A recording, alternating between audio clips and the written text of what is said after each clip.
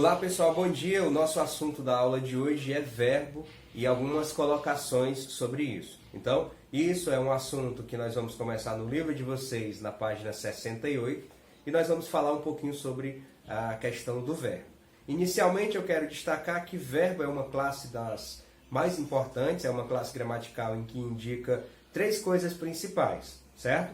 Ação, estado ou fenômeno da natureza. E sofre algumas variações, certo? De acordo com a pessoa, eu, tu, ele, de acordo com o número, singular ou plural, de acordo com o tempo, presente, passado ou futuro, e de acordo com o modo, indicativo, subjuntivo, imperativo e ou formas nominais, que a gente vai dar uma aprofundada daqui nessa aula, nesse vídeo de hoje, certo? Então, fazendo essa explanação aqui sobre isso, é interessante lembrar que o modo indicativo, de modo geral, ele indica uma certeza daquilo que vai acontecer, certo? Um bom exemplo, quando eu digo eu faço, eu estou dizendo uma ação que está ocorrendo com certeza nesse momento, agora, no presente, ok? Então, a partir daqui eu posso dizer que o modo indicativo indica uma certeza plena daquilo que vai acontecer, certo? Quando eu tenho o modo subjuntivo, eu tenho aí a colocação de uma possibilidade, certo? Se eu fizer, indica uma possibilidade de eu fazer ou não, mas não me dá uma certeza. Então, o modo indicativo, de regra geral, ele dá aí uma possibilidade da realização de determinada ação, certo? Na questão do modo imperativo, eu tenho uma ordem expressa, certo? Faça você. Então aí eu tenho aqui uma maneira de expressar uma determinada ordem. E o que eu tenho de formas nominais, as três formas nominais, que alguns gramáticos consideram também um modo verbal, é o infinitivo, o gerúndio e o particípio, certo? Infinitivo, gerúndio e particípio. Então, quando eu tenho o infinitivo, eu tenho o próprio nome do verbo. E normalmente ele é usado como um substantivo, tem a função de substantivo. O cantar, o fazer, certo? É o nome do próprio verbo. O gerúndio, ele é uma ação que está ocorrendo. Então, ele tem a terminação NDO, certo? Fazendo, cantando, é uma ação que está ocorrendo. Sempre tem essa terminação. E o particípio é uma ação acabada. Lembrem do ado, cada um no seu quadrado. O particípio é o ADO, certo? Então, o infinitivo é o nome do próprio verbo, em suas terminações, ARR e IR. O gerúndio é uma ação que está ocorrendo, fazendo, correndo, comendo.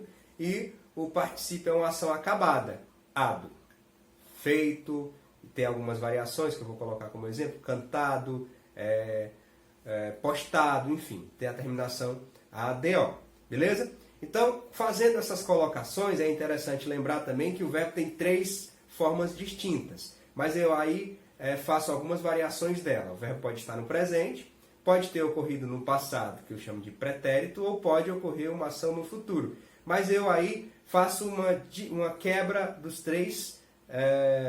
das três formas, certo? Eu digo que eu tenho o presente, e é o único que tem uma classe só, eu classifico as coisas do modo que está ocorrendo agora. Eu também tenho o passado, que é dividido em três maneiras de ocorrer, certo?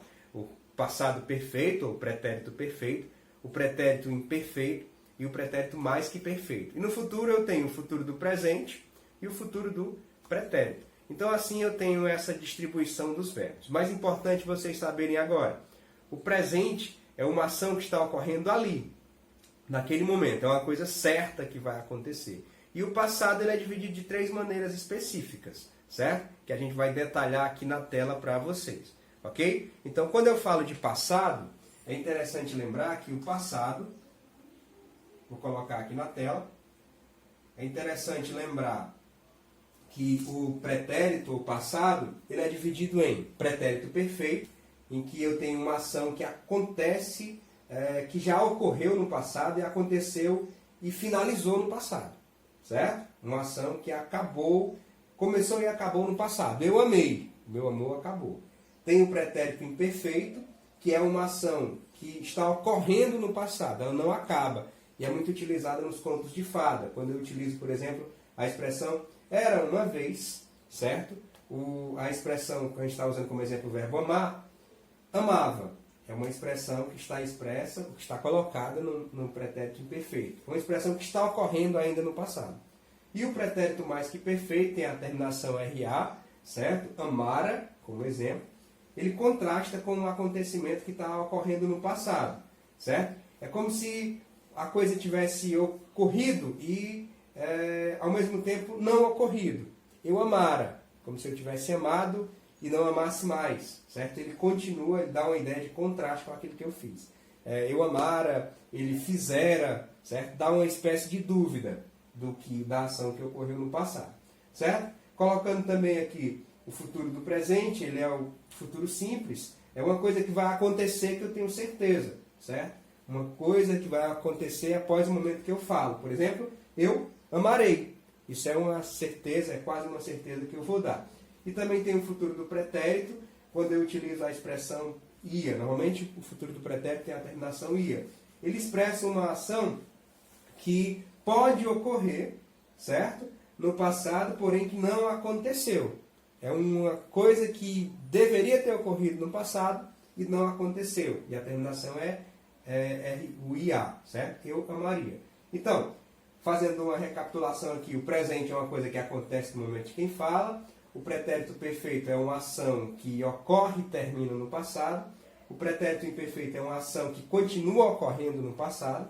O pretérito mais que perfeito é uma ação que ocorreu e não ocorreu, né? Ocorreu e, na verdade, deveria ocorrer e não ocorreu no passado, a terminação oral.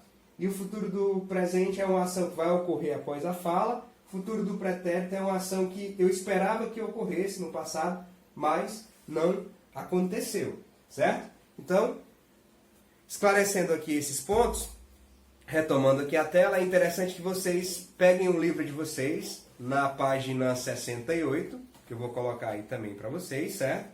O livro de vocês na página 68, ele tem aqui algumas questões que são interessantes. Então vamos à leitura desse pequeno poema. Se chama Pretensão.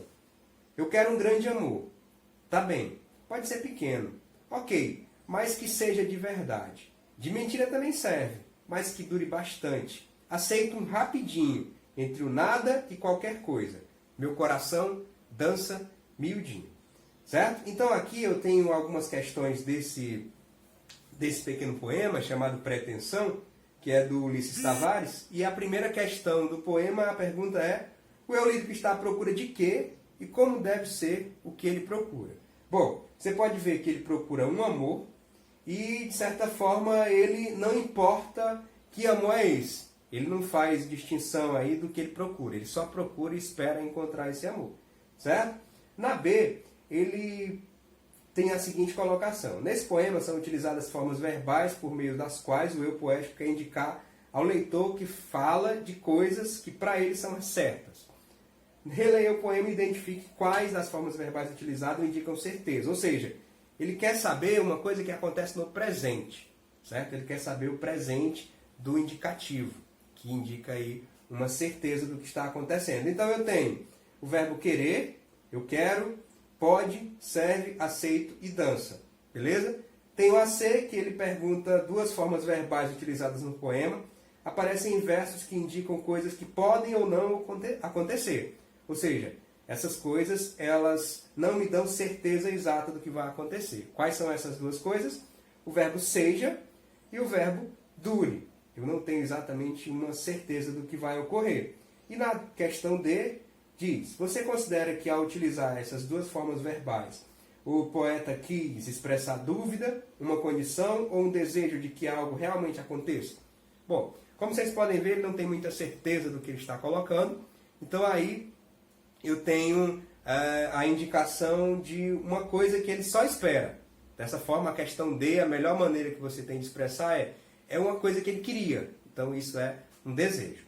Beleza? Então a gente vai finalizar aqui essa pequena aula, lembrando a vocês que no aplicativo que eu vou colocar aqui no link abaixo, você tem a atividade sobre verbo da aula de hoje, ok? E essas anotações que a gente está fazendo, eu gostaria que vocês colocassem no caderno essas anotações, passassem para o caderno que eu estou explicando aqui, para ficar mais fácil de vocês estudarem, e também respondessem a tarefa de casa. Atenção, qual é a tarefa de casa? Página 68, a questão 2. Página 69, a questão 1 e a questão 2. E na página 71, a questão 3. Beleza? Perguntam normalmente os alunos: precisa copiar os textos? Não, não é necessário você fazer a cópia dos textos. Então, qual é a atividade de casa que vocês têm hoje? Página do livro, recapitulando aqui a página 68 a 71 e a atividade online, certo? Que eu vou mandar o link na descrição desse vídeo e também lá no grupo. Tá certo, sétimo ano? Um abraço a todos vocês. Eu espero a atividade ser feita até o dia de hoje. Lembrando sempre que as atividades que eu mando para casa, eu gostaria que elas fossem feitas no mesmo dia. Tá certo, então? Um abraço, estou à disposição no WhatsApp. O esquema é o mesmo. Terminou a atividade, manda foto para mim que eu coloco lá ok, tá certo? Então, cheiro para vocês e até amanhã, se Deus quiser.